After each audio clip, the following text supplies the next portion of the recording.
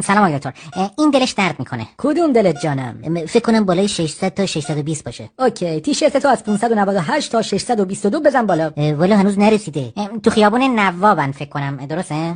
بله، الان یه لحظه روشون سایه افتاد. فکر کنم تونل توحید باشن. دیگه گفتیم زودتر نوبت بگیریم. خب تو چته؟ من لای پام عرقسوز شده. کدوم پات؟ والا اونقدر عقبه که متوجه نمیشم، ولی 900 به بالاست. خب اون کی میرسه؟ اون فکر کنم تازه بیدار شده، یعنی خونه است هنوز. بله شما بفرمایید. خب من الان آمپولو به کدوم کونتون بزنم؟ خب به همین کون اولیو بزنی وصل نمیشه؟ بله، به هر حال کون به کون راه داره. نه، باید به کونه همونجا بزنم. گیر داده ها. ببینید من برای خودتون میگم، الان باید برید اونجا کون به کون، صحرا به صحرا بگردید، آخرش یک کون شبیه همین کونایی که خدمتتون آوردیم دستتون رو میگیره و آقا برادر من کون نمیخوام که، میخوام مداوا کنم. آها، من فکرم دارید تعارف میکنید. ای بابا. اوی چشم، هیچی، اون ته کون به کون دارن سیگار میکشن، خورد به پام. اصلا بفرمایید بیرون. یعنی چی؟ بفرمایید. آقای دکتر خدا شاهده، ما 3 روز فقط داریم کفش میپوشیم. نمیشه، بفرمایید. اوکی، فقط شما تا کی بازی؟ چطور؟ شما بریم، ما هنوز داریم میایم، متوجهید؟ بله، یه وقت نبندید بمونیم پشت در. ای بابا. بریم، منم جیش دارم. چندمی؟ 240.